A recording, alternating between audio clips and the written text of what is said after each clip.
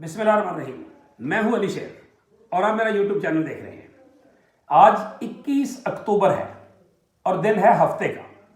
آج کے دن کی ایک خاص اہمیت ہے پاکستان کے لیے, پاکستان کی ہسٹری کے لیے, اور خاص طور پہ اگر ہم بات کریں ورلڈ ویو میں بھی. وہ ہے کہ مسلم لیگ نون کے قائد میاں محمد نواز شریف جو بیمار ہو کر گئے تھے لندن, آج 3 سال 11 ماہ 2 دن بعد وطن واپس آ گئے. یہ ہے سب سے بڑی خبر.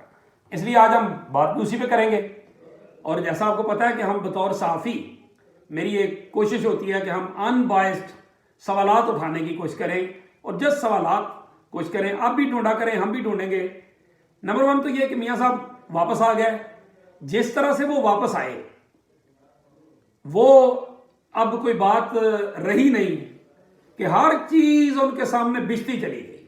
جو ہی انہوں نے مفاہمت کا بیانیہ لیا, مزاحمت سے توبہ کی, تو ہر چیز جو ان کے لیے سیدھی ہوتی چلی گئی. ٹھیک ہے, اسی طرح جس طرح کبھی عمران خان صاحب کے لیے ہوا کرتی تھی تو اب ان کے لیے ہوئی, یا جس طرح ماضی میں ان کے ساتھ جو ہوا تھا وہ بھی سب کے سامنے ہے, جس طرح عمران خان صاحب کے ساتھ ہو رہا ہے وہ بھی سب کے سامنے ہے. تو اب ایک تو یہ طے ہو گیا کہ اب مفاہمت کے علاوہ اور کوئی راستہ نہیں ہے عمومی طور پہ پولیٹیکل پارٹیز کے پاس. اب آ جاتے ہیں کچھ سوالات پہ. سب سے بڑی بات یہ تھی کہ میاں نواز شریف $1 ملین کویسچن تھا کہ میاں نواز شریف بیانیہ کیا دیں گے. انہوں نے انتقام یا بدلے کی بجائے مفاہمت کا بیانیہ دیا ہے, اور انہوں نے کہا ہے میرا بیانیہ جو ہے وہ میٹرو بس, اورنج لائن, چاگی کے پہاڑوں میں ایٹمی دھماکہ, موٹر ویز وغیرہ وغیرہ وہ ہے. تو پھر جناب وہ آپ نے جو ججوں اور جرنیلوں کے احتساب کا بیانیہ دیا تھا وہ کدھر گیا؟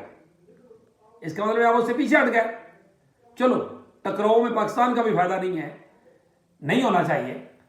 لیکن جب آپ نے یہ بات کی کہ سیاسی قیادت کو, سیاسی لوگوں کو بیٹھنا ہوگا, سیاسی جماعتوں کو بیٹھنا ہوگا, اداروں کو بیٹھنا ہوگا, تو کیا اس میں عمران خان صاحب اور پی ٹی آئی بھی آئے گی؟ یہ بھی آپ کے بڑے لیڈر ہونے کا امتحان ہوگا. اور ظاہر آپ ماضی میں بھی یہ کر چکے ہیں کہ آپ بنی گالہ چلے گئے تھے عمران خان صاحب کے پاس, اس کو سب نے اپریشیٹ کیا تھا. اس طرح کی سیاست پاکستان کے لوگ چاہتے ہیں. ایک چیز انہوں نے انتقام کی بات رخ تو نہیں کی, لیکن ساتھ ہی انہوں نے بیلنس, اگر ہم بال کی کھال اتارے تو بیلنس ایک اور بات بھی کی, بین سطور بات. ایک غالب کا شعر جس کا مطلب تھا کہ ہم روئیں گے, ہمارے پاس رونے کے علاوہ اور چارہ کیا ہے, اور روئیں گے, اور زور دے کے روئیں گے. لیکن ساتھ ہی انہوں نے ایک اور بریک بات بھی کی. جانتے ہیں نا, انہوں نے سوال اٹھایا, جانتے ہیں کون دھرنے دلواتا تھا, جانتے ہیں کون ہے جو مجھے اور آپ کو دور کر دیتا تھا جو ہی پاکستان ترقی کرنے لگتا تھا؟ اس کا مطلب وہ کچھ پاکستان کا دشمن تھا جو پاکستان کی ترقی کو نہیں دیکھ سکتا تھا, جو مہنگائی کروانا چاہتا تھا, جو سب کچھ کروانا چاہتا تھا, تو وہ یہ کر دیتا تھا. نام انہوں نے نہیں لیا, لیکن ساتھ ہی ساتھ ایک بات انہوں نے کہ میں ضبط کر کے بول رہا ہوں, میں کچھ ایسی بات نہیں, کوئی ایسی بات نہیں کرنا چاہتا. تو اس کا کیا مطلب ہے؟ چاہتا مطلب کر بھی سکتا ہوں, تو یہ ایک دھمکی بھی ہو سکتی ہے. ایک اور چیز جس سے ماضی میں اسٹیبلشمنٹ اور نواز شریف کا پھڈا ہوا تھا, اور وہ تھی بھارت کے حوالے سے پالیسی. آج پھر انہوں نے, ذرا قریدہ جائے کہ انہوں نے آج پھر یہ کہا کہ ہم اپنے ہمسایوں سے لڑائی کر کے ترقی نہیں کر سکتے. اس کا کیا مطلب ہے؟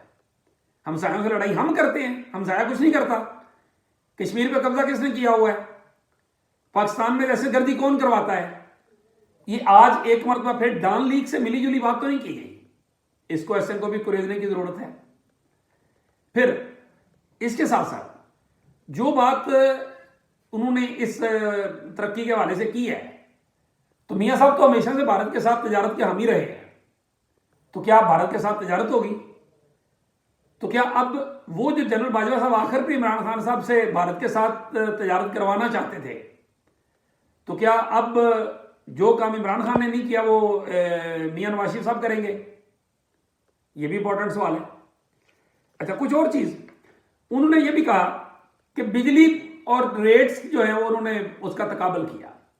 250 روپے کلو چینی انہوں نے اپنا کیس بناتے کہ ماضی والے سارے جو یہ تھے میرے ہوتے ہوئے 50 روپے دی، اور اب جو ہے وہ چینی جو ہے وہ 250 روپے پہ چلی گئی.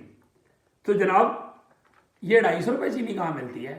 ابھی تو 140 145 150 زیادہ سے زیادہ یہ ہے چینی کا ریٹ.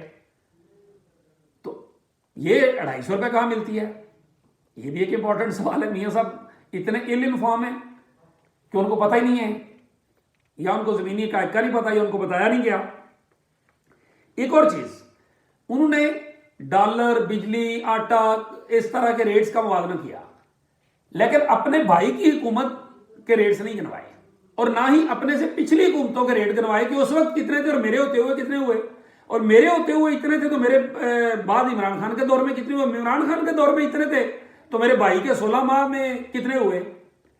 وہ اور دلچسپ بات ہے کہ انہوں نے شہباز شریف کی حکومت کو 16 ماہ کی بجائے 16 سال کہہ دیا. اور پھر انہوں نے کہا کہ جو ہے شہباز شریف صاحب کی حکومت کے حوالے سے ایک طرح سے انہوں نے شہباز شریف اور شاہد خاقان عباسی ان کی دونوں کی حکومتوں سے ایک طرح سے فاصلہ اختیار کیا، اور ان کا بوجھ جو ہے وہ اپنے کندھوں پہ اٹھانے کی کوشش نہیں کی.